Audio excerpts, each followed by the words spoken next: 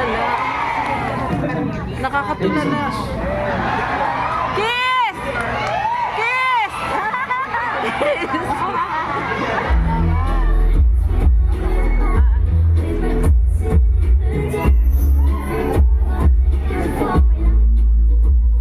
Sabi ko natatampo na siya Mariel pag once nagsa-cellphone na siya, ganun, serious mode. Tapos pag may tinatanong ako or kinakausap ko siya, mga 3 seconds pa siya bago siya May oras talaga. sasagot.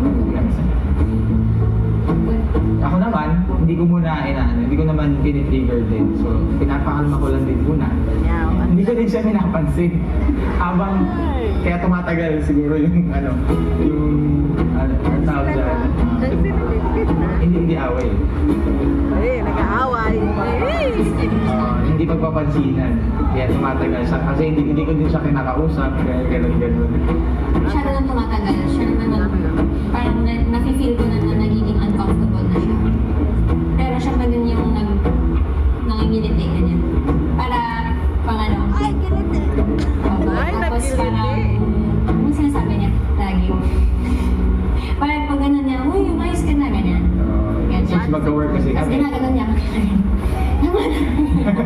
Inaanog ko siya. Ma-reset yung kung ano mo hindi.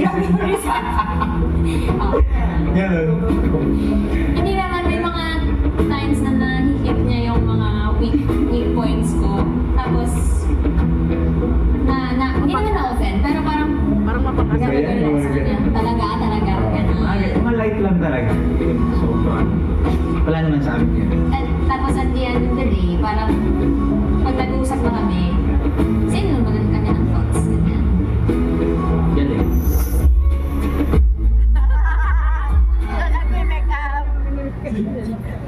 Natawa ko yan kay Sir Al. Nasisilip.